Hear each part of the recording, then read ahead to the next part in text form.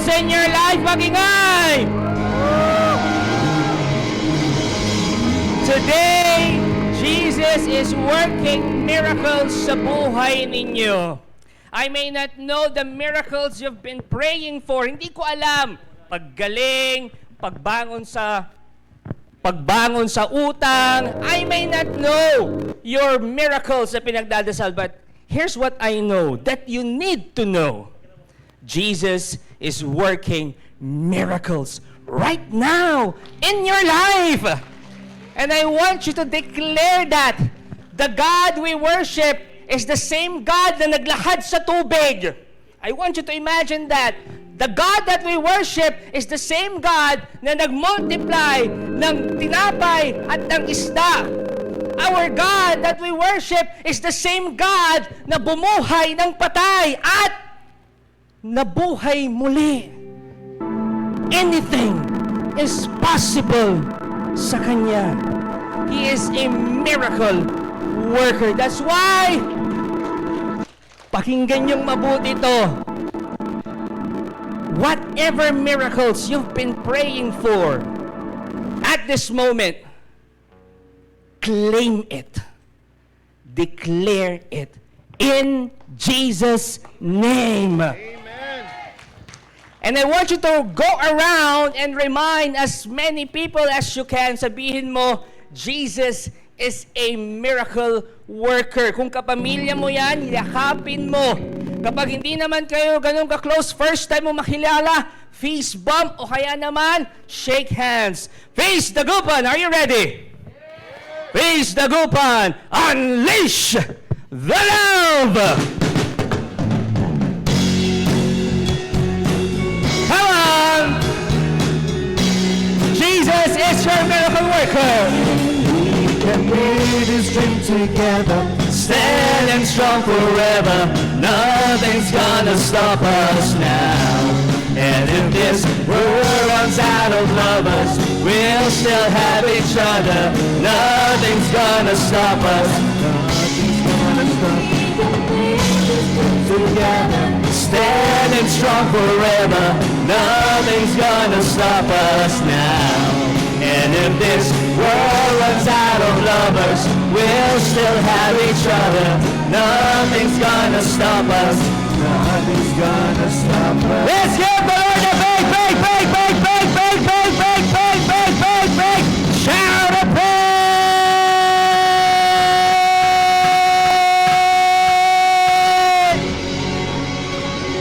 Amen! Jesus is working miracles in your life right now, and that's the good news. Are you ready to pray and declare our family prayer, our favorite prayer here at the feast? Ito lang po ang hiling ko sa inyo. As we pray this prayer, please, namnamin nyo and declare every word na sasabihin ninyo. Feast Dagupan, are you ready? Let's make the sign of our faith slowly and meaningfully, as we say, in the name of the Father, and of the Son, and of the Holy Spirit. Amen. You can stretch out your arms. If you have your novena to God's love, bring it out. And together we say, Today I open myself to the unbounded, limitless, overflowing abundance of God's universe. Today I open myself to God's blessings, healing, and miracles. Today I open myself to God's word, so I become more like Jesus every day.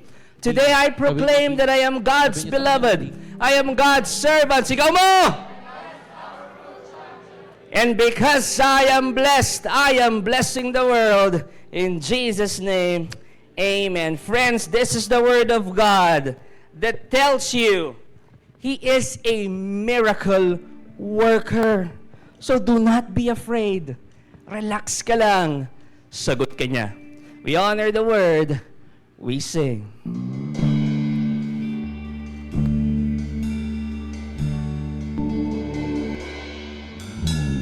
Thy word is a lamp unto my feet and a light unto my path. Welcome to the fourth talk ng ating series, With All Your Strength. Meron pong subtitle yan, Loving God with a Healthy Body. Pakisabi nga po yung with all your strength. With all your strength. 1, 2, 3, go! Last week, yung iba talaga, 2 beses ha. Last week, ano po ang ating one big powerful message? Krr, krr, krr, krr. God wants you strong. Bakit daw? Para mas magawa natin ang misyon natin ng matagal. Bakit God wants you strong? Para mas makapagmahal ka pa ng matagal up to your last breath.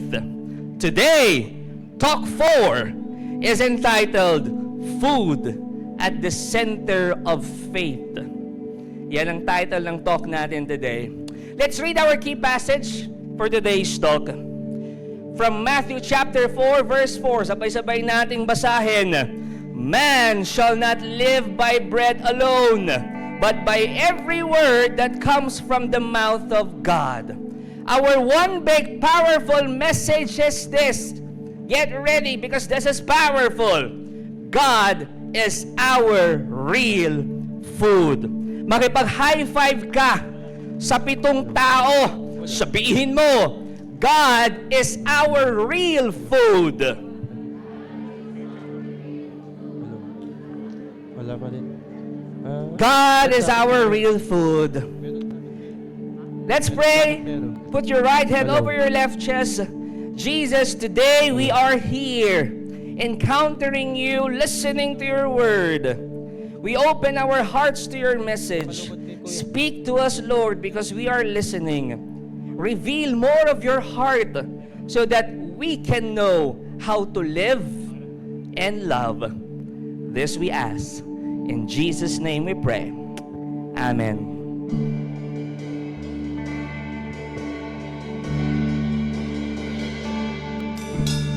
Thy word is a lamp unto my feet and a light unto my path. Let's give the Lord a big hand.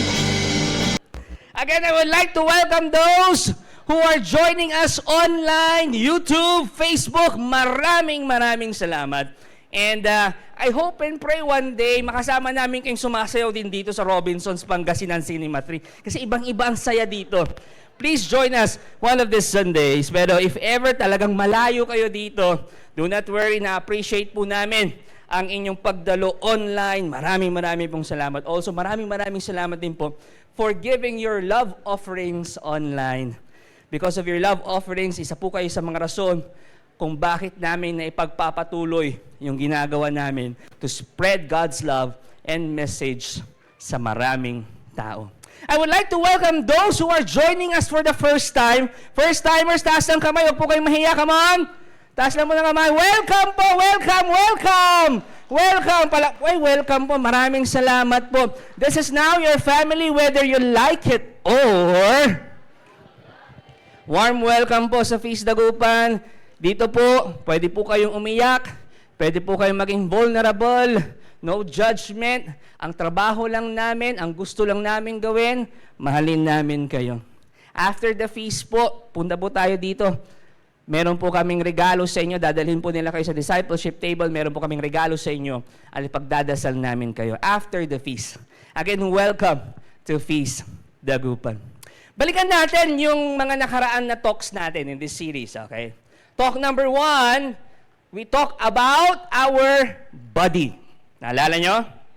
Talk number 2, anong pinag-usapan natin? Sleep.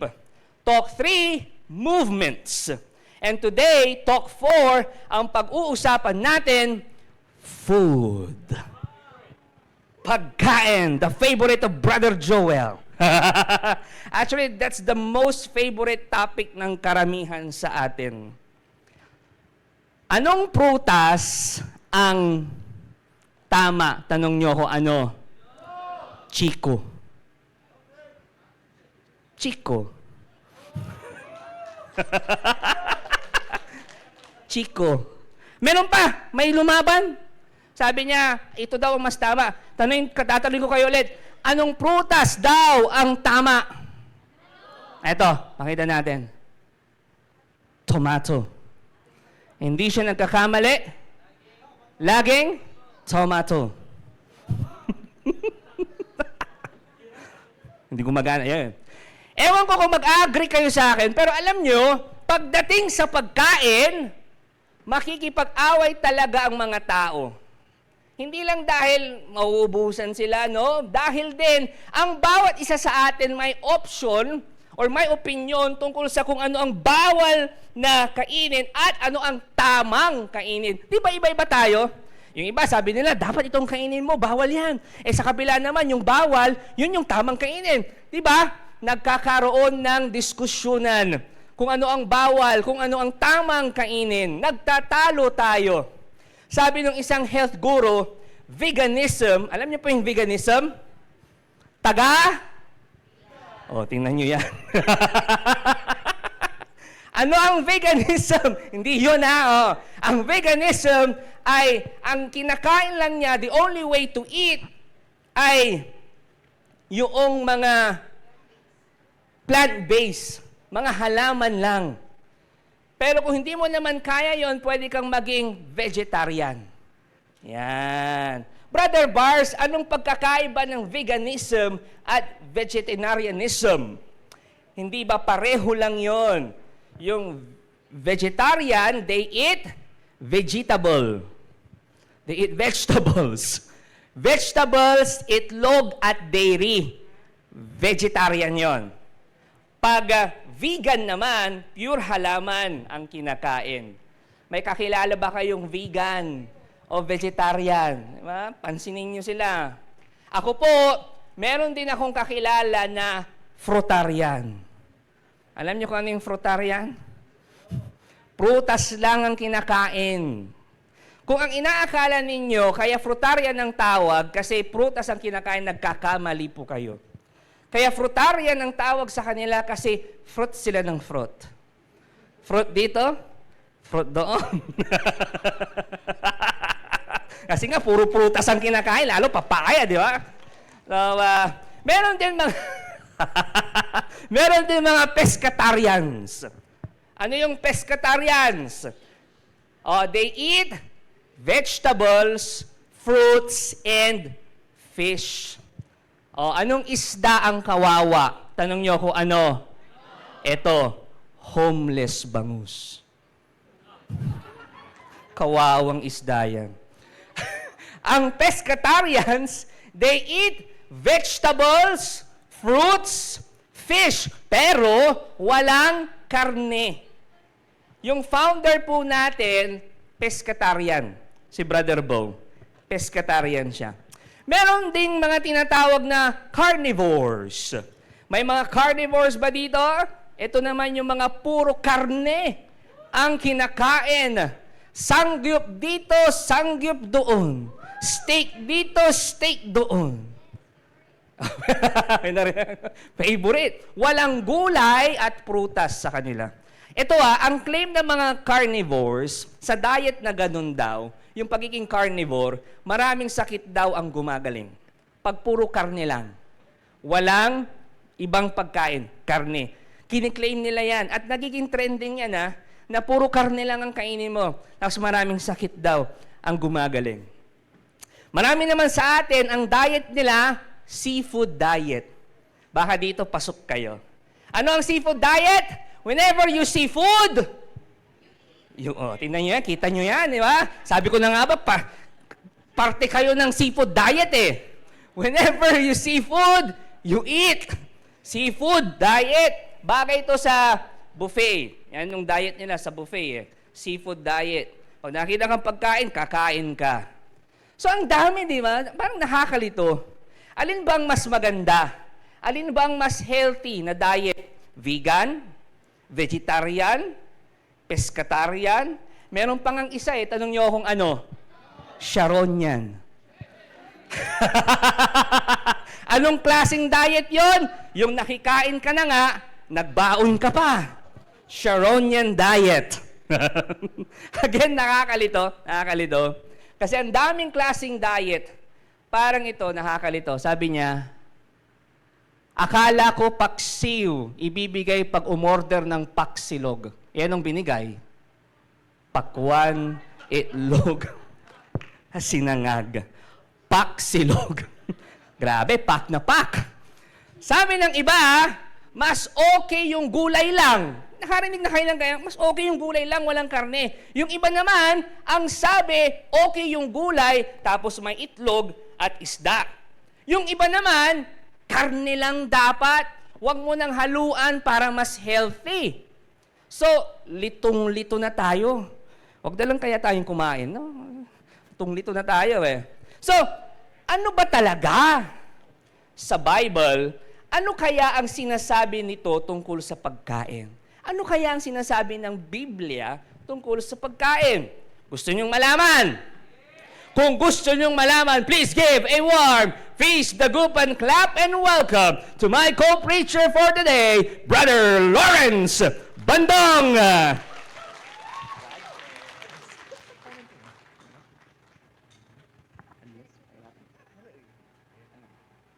Beautiful Sunday, Feast Dagupan. Palakpakan po natin si Brother Bars.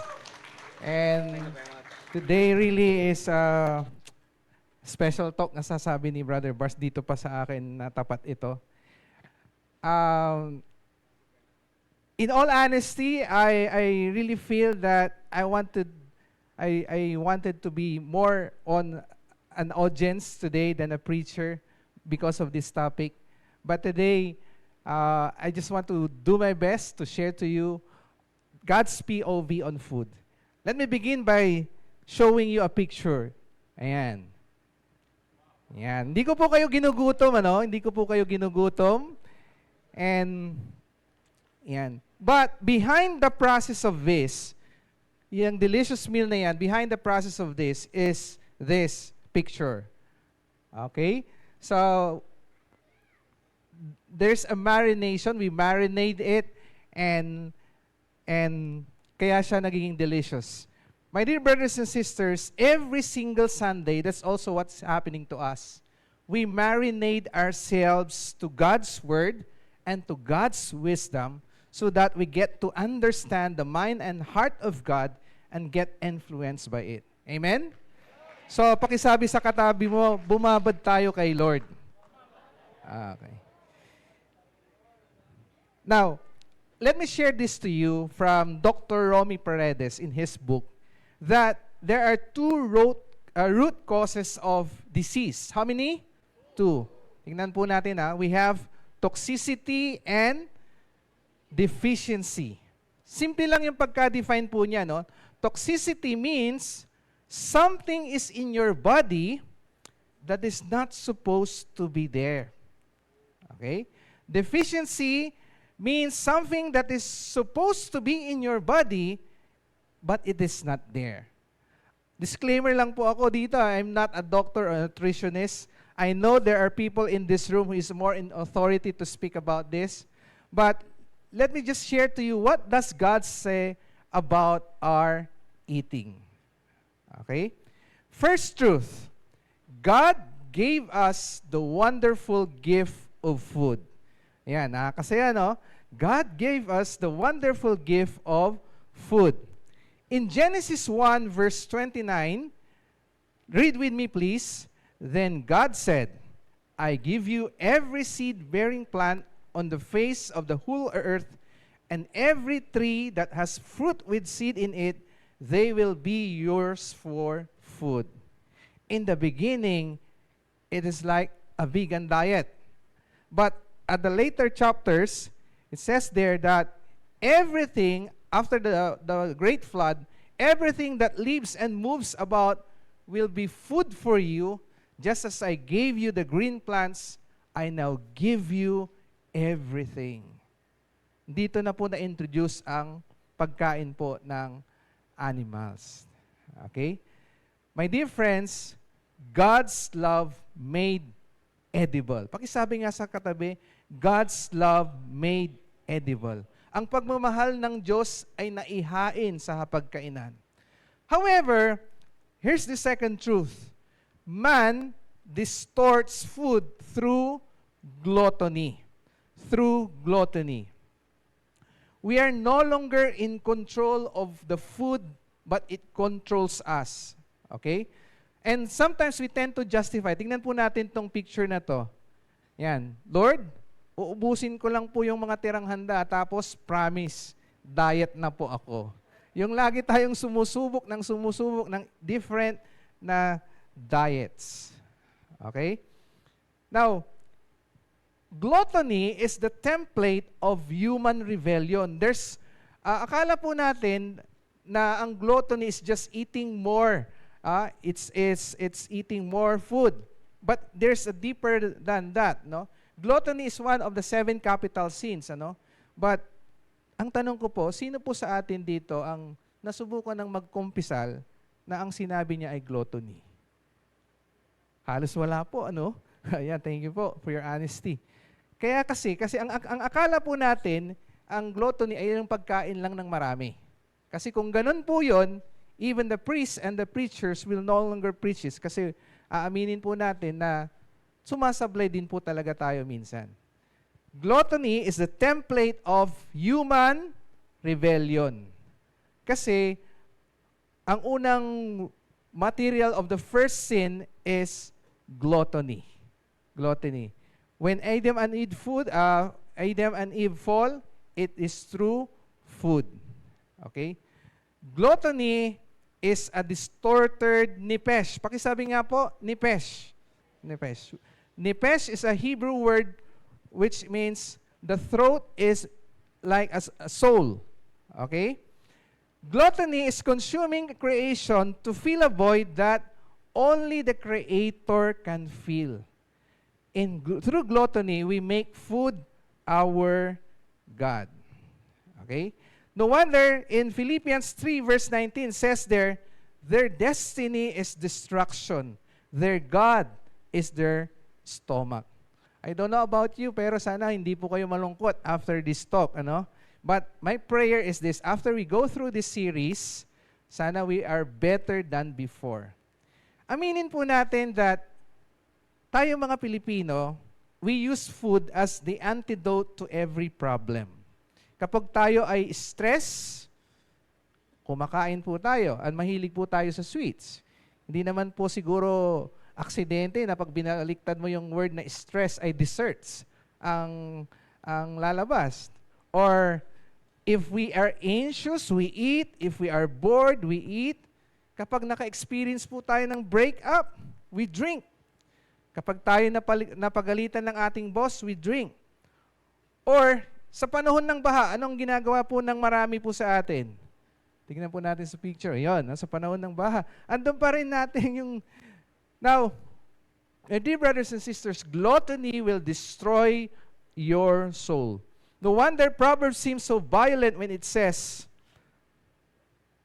put a knife to your throat if you are given to gluttony.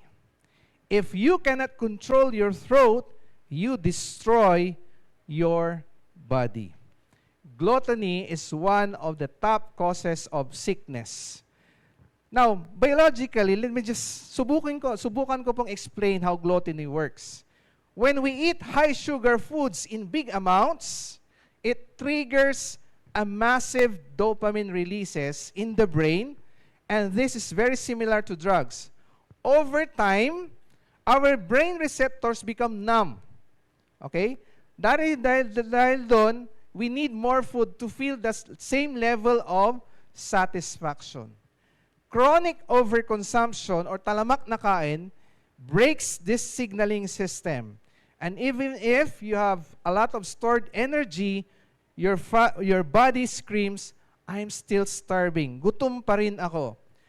And a 2025 study in The Lancet, there's a link between ultra-processed diets and the massive increases in depression and anxiety. At kapag nagpapatuloy po tayo sa overeating, Our cells process more energy than they can handle, and this leads to insulin resistance or type 2 diabetes, cardiovascular strain, and visceral fat that strangles your organs. Here's a formula that we wanted to avoid. Glucose resistance plus high cholesterol that is equivalent to many diseases. So anong pwede po nating gawin? We get a tip from the Okinawans. Okinawa is a blue zone area with many healthy centenarians. Ano ang kanilang pinapractice?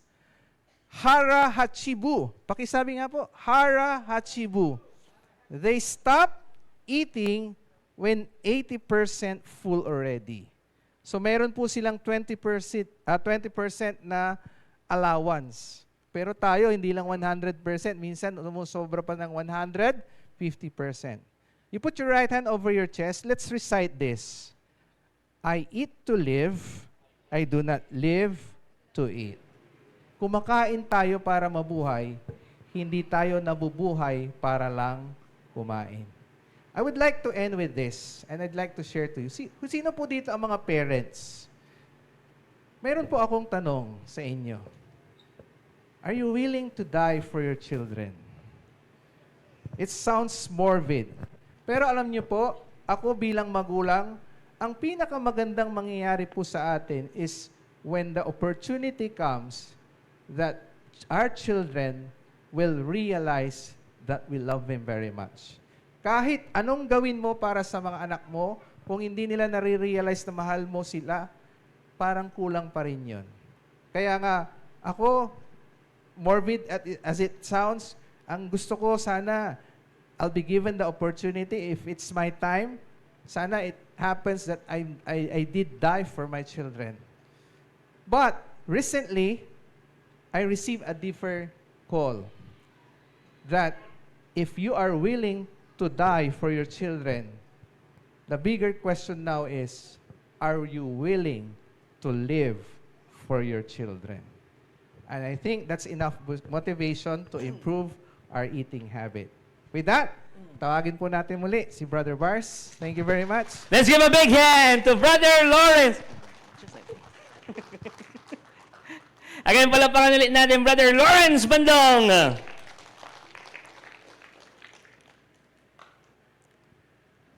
Again, sabihin mo sa katabi mo, God is our real food.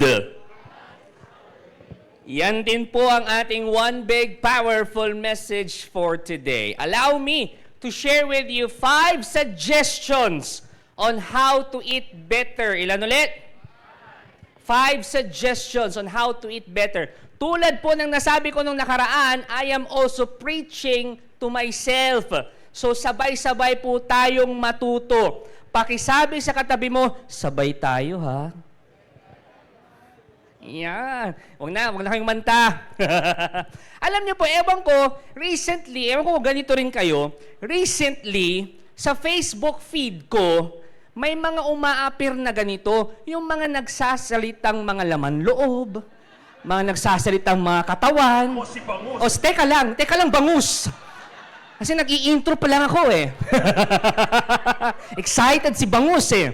Tapos ngayon naman, puro pagkain na. Oh, kasi gusto nang pumasok ni Bangus, papasukin na natin si Bangus. Panoorin niyo to. Ako si Bangus, pinapakinis ko ang daloy ng dugo, sinusuportahan puso at utak, tinutulungan gumalaw ng maayos.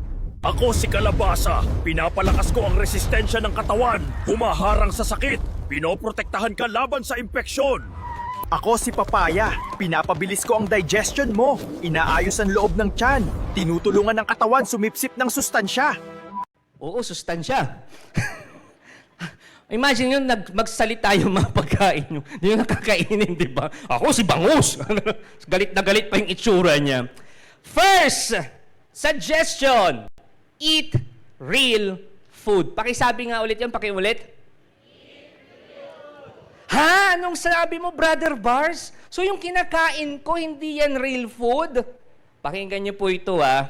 Real food is the food that your great-grandmother would recognize. An egg is an egg. A fish is a fish. A kamote is a rider. A kamote is a kamote. Ibig sabihin, kung ano ang itsura niya, yun siya talaga. Real food. O, ito, para mas maintindihan natin kung ano yung real food na yan.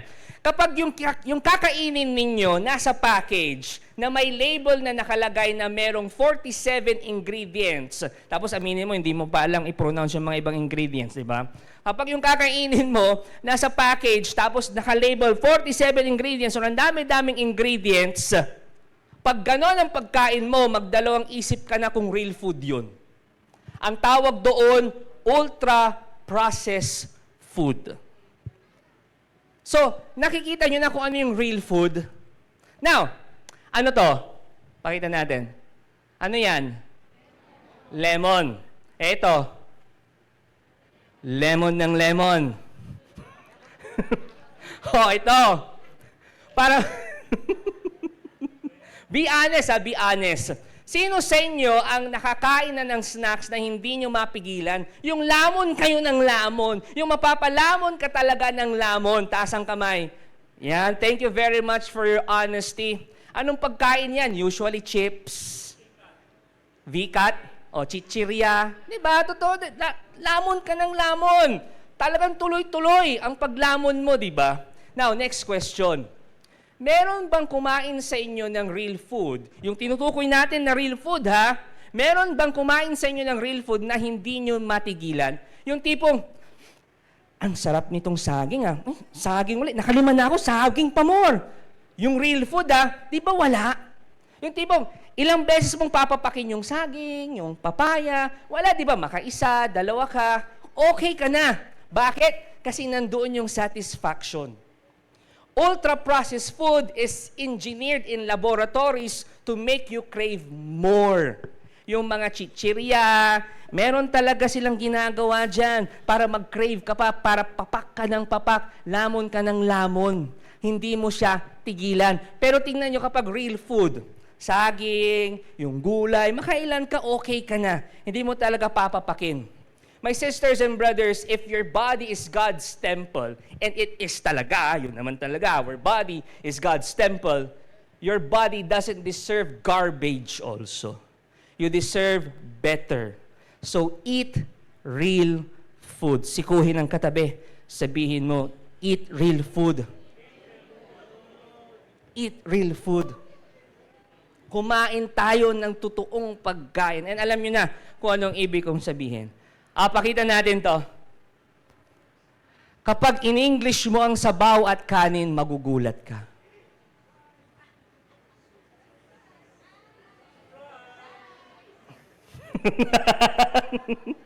O, yung iba talaga, ano daw? Mamaya after the feast, magigets mo din yan. Pag in-English mo ang kanin at sabaw at kanin, magugulat ka. Second, minimize starch and sugar. Sabihin nyo nga ulit. Yan yung second suggestion natin. Minimize. Hindi ko po sinabing alisin. Alam nyo, the research na ginawa nila, it's overwhelming. Ito po ang sabi sa research. Yan, papakita nila. Excess sugar is linked to obesity, type 2 diabetes, heart disease, fatty liver disease, and even cognitive decline. Some doctors now call Alzheimer's disease, ang tawag na ng mga doctors ngayon sa Alzheimer's disease, type 3 diabetes. So nakaka-overwhelm, nakakatakot. Alam nyo ba na ang average na Pinoy, ang kinoconsume niya na sugar ay about 20 teaspoons of sugar per day. Parang 2 to 3 times the safe level of sugar.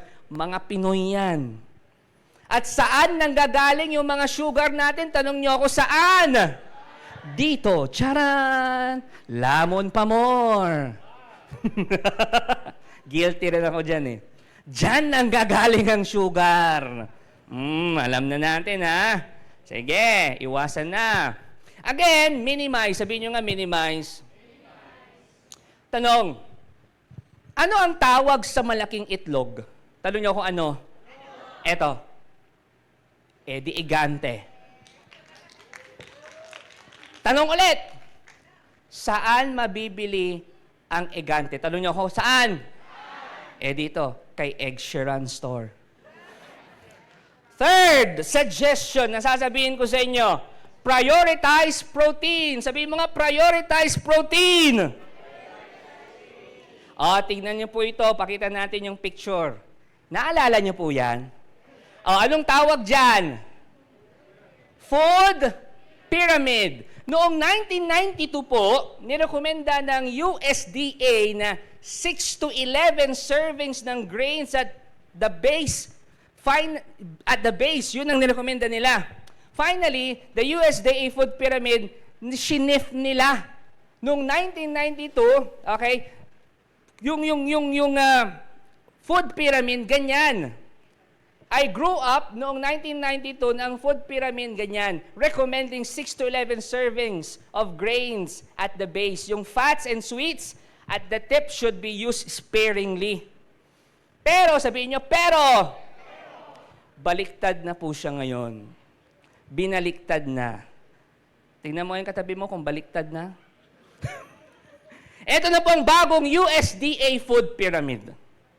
Baliktad na. Baliktad na siya. Ano ang nasa ibabaw? Protein-rich foods. Instead of 10 to 15 servings of grains, they're now recommending only 2 to 4 servings of grains.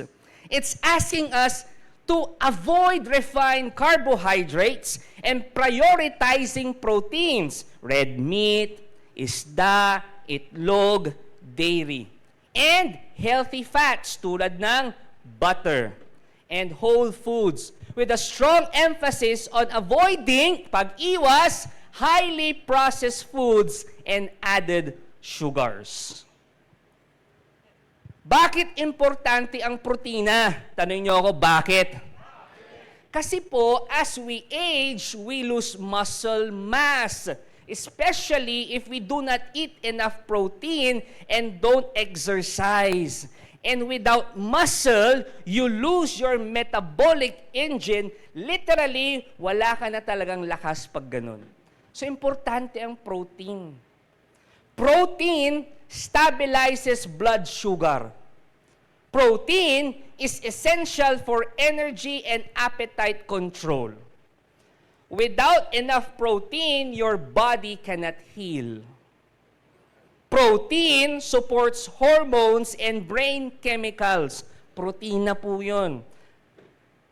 So, pagkatapos ng feast, kain ka ng maraming fish, isda, egg, protein. Pero ito po yung nakakalungkot. Sabihin nyo, wala pa. Ito po yung nakakalungkot. Most people under-eat protein and overload on carbs. Kokonti ang kinakain na protina, pero ang dami-daming kinakain na carbs. Aray ko? Kaya breakfast pa lang, protina na dapat agad. Itlog na agad. Meron na ba sa inyong nahuli ng traffic enforcer? Taas ang kamay, meron na ba? Kahit once in your life, nahuli na yan. Maraming salamat. Maraming salamat. May papakita ko sa inyo, nahuli ng traffic enforcer. Pakita natin picture yan, no? Huli siya eh. Ewan ko kung anong violation. Ngayon ang sabi niya, sabi ng enforcer, di mo ba nakita yung red light? Sabi ng driver, nakita ko. Sabi ng enforcer, ba't di ka huminto? Sabi ng driver, di kita nakita eh. So anong sabi na nung enforcer?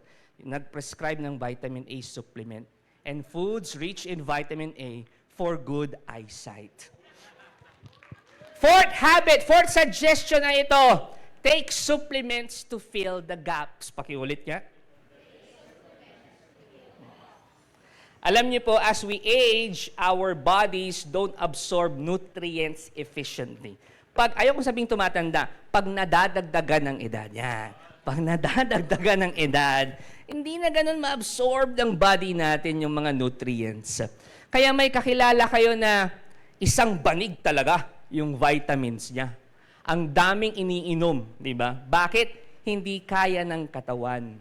Yung lakas mo dati, hindi na ganon nung nagkakaedad ka na. So be sure to take vitamins and supplements and please make sure na it is natural.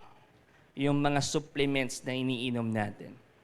Last suggestion or last habit that I would like to share with you so that you can eat better. Rest your spiritual and physical life through fasting. Pakiulit nga po, pakibasa. Yung mas nakakaantok pa dyan. 1, 2, 3, go! Tanong, anong pagkain ang bawal kainin? Tanong nyo kung ano? Donut. Donut. When you are fasting, do not eat much. Sino po sa inyo nag-IF? Taas ang kamay. May nag-IF ba dito? Ayan, thank you, maraming salamat. Intermittent fasting. Yung iba ang meaning ng if nila, if I see food, I will eat. Mga ganon. Yun ang IF. Tingnan ang katabi. Alin doon sa dalawa yung meaning niya ng IF. The Hebrew phrase often used fasting ay ana nefesh. Sabihin nyo nga, ana nefesh. Naalala nyo yung nefesh? Nabanggit yan ni Brother Lawrence kanina. Nung talk 1 din, if I'm not mistaken, nabanggit din yan ni Brother Cedrix. Ano ang nefesh? Throat or soul. Anong ibig sabihin ng ana nefesh? Ito po yun. To humble your soul. So, ang fasting, it humbles our soul, our throat. Fasting is not a diet. Tamang-tama, papasok na tayo ng Lenten season. Ilang araw na lang, ha? Uso na naman ng fasting. Uso talaga. Trending. Fasting is not a diet. It's a declaration that your cravings are not in charge of your body. When you skip a meal to pray, fasting yon, you are telling your body, you are not the boss. Ang boss ko, Diyos. Nasusundan nyo ho? Yung iba kasi, hindi nila makontrol talaga. Kailangan na laging may laman ang bunganga nila. Kailangan na kumakain sila. Yung iba, nagdadahilan pa para lang makakain. Kesyo, babagsak daw ang sugar. Nagdadahilan na lang kasi hindi niya makontrol yung nefesh niya. When you do fasting, pakinggan nyo to, it refreshes your nefesh. It refreshes your soul. It reminds you that you are sustained by God's power, not just by carbohydrates. Nasusundan nyo ako? It's a physical declaration of humility na sinasabi mo, ang nagpapalakas sa akin, hindi pagkain talaga, hindi carbohydrates talaga, ang nagpapalakas sa akin, Diyos. Yun yung fasting. Kaya gini-give up mo yan. Kasi kapag hindi, sige, palapakan nyo si Lord. Huwag niyong tipirin. Yan. Kasi kapag nag-fasting kasi nasabi mo, ayaw ko yan, iiwasan ko yan, hindi ikaw ang Diyos ko, hindi ikaw ang kumokontrol sa buhay ko, hindi ikaw ang nagbibigay ng lakas sa katawan ko. Ang Diyos. Fasting yun. When you do fasting, yun ang ibig sabihin. Fasting is praying with our bodies. Yun po yung fasting. To be more specific, it's praying with our hunger. When Jesus fasted for 40 days, He quoted Deuteronomy, which is our key passage for today. Anong sabi niya? Matthew 4:4, man shall not live by bread alone, but by every word that comes from the mouth of God. Anong ibig sabihin yan? Tanong niyo kung ano? Fasting reveals what truly sustains us. It exposes our idols. Tanong, kapag gutom ka ba, irritable ka? Kapag gutom ka ba, nagagalit ka? Kapag gutom ka ba, naiinis ka?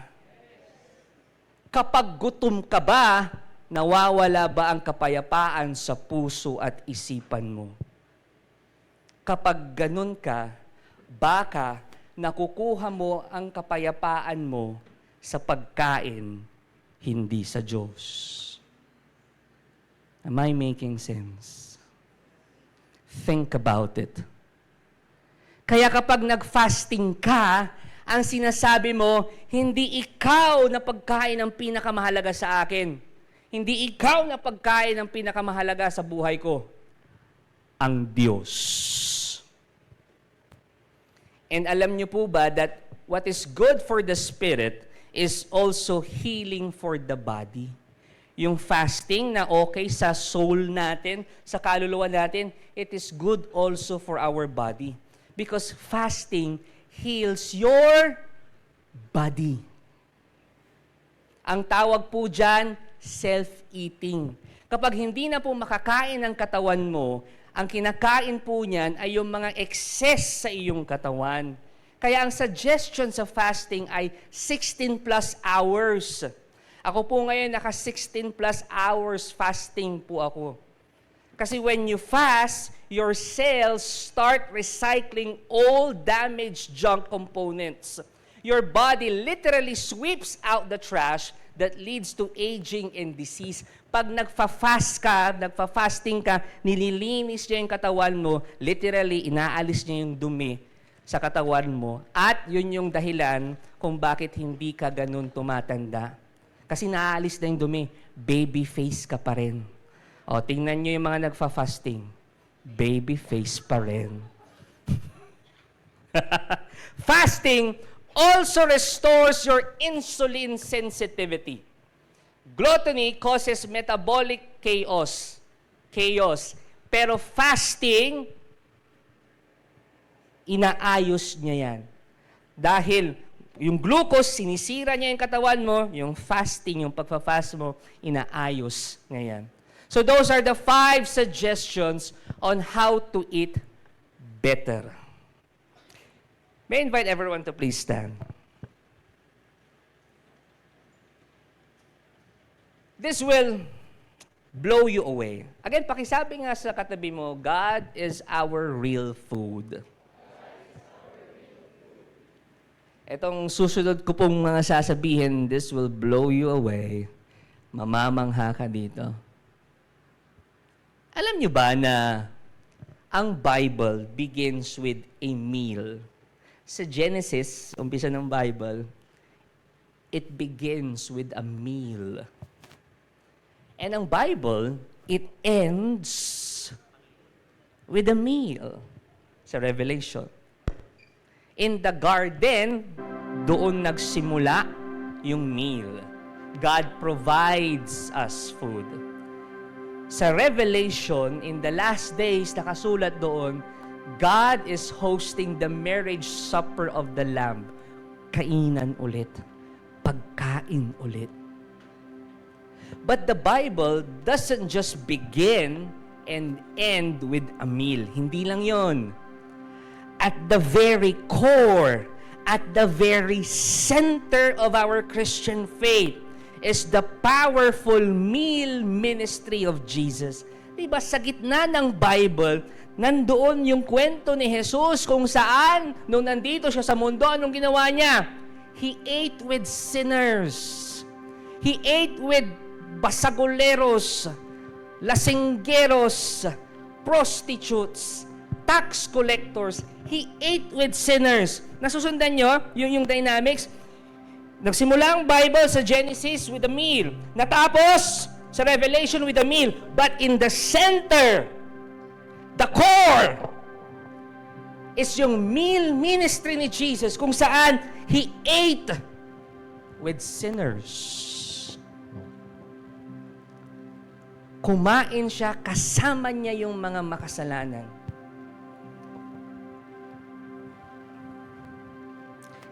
And guess what? Yung meal ministry ni Jesus, hindi pa tumitigil hanggang ngayon. Patuloy pa rin ito hanggang ngayon. Ano ang tawag natin doon? Misa. Banal na misa. We call it the Holy Mass. We call it the Eucharist.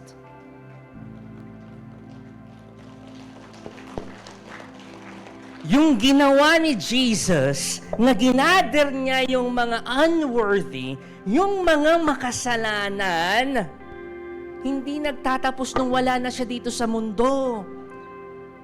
Nagpapatuloy yun hanggang ngayon, hanggang kanina, at magpapatuloy pa yan. We call it the Eucharist. Sabi nung isang kaklasikong sa theology, ang misa dapat misa et lang. Ibig sabihin, sa dulo, ang sasabihin lang, the Mass. Hindi, the Mass is ended. No, the Mass lang. Bakit? Because the Mass will never end. Why? Kasi kahit na natapos yung misa natin dito, may mga misa pa sa iba. At sa ibang panig ng mundo. At sa nasusundan niyo ako? The Mass never ends. Kaya sabi niya, ang mas appropriate na sabihin daw, instead of the Mass is ended, the Mass has been ended, the Mass lang. Kasi hindi naman talaga natatapos. At this moment, yes, natapos na yung misa natin, pero at this moment, may mga misa pang nangyayari sa buong mundo. Tuloy-tuloy. Misa. Holy Mass. The Eucharist is not just the highest form of worship. The Eucharist is the summit of our faith. Hindi lang siya yung, yes, it's the highest form of worship, but it's the summit of our faith. Misa ang tawag doon. Karurukan ng ating pananampalataya. The center of our faith, the center of our Christian faith is food. The Eucharist. Banal na misa. Because the center of our Christian faith is Jesus. He is. He is the bread of life na tinatanggap natin sa misa. Siya mismo yun. Katawan niya mismo yun. I end again with our key passage for today. Man shall not live by bread alone, but by every word that comes from the mouth of God. More than any other food, we need Jesus. He is the bread of life. He is the Lamb of God. He is the Word made flesh. Right now, I know you're struggling. Hindi ko alam ang pinagdadaanan mo.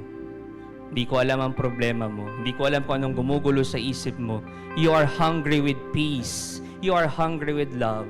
You are hungry with joy.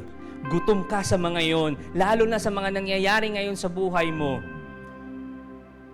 You need food, yes. But you also need, most importantly, the real food. You need Jesus in your life.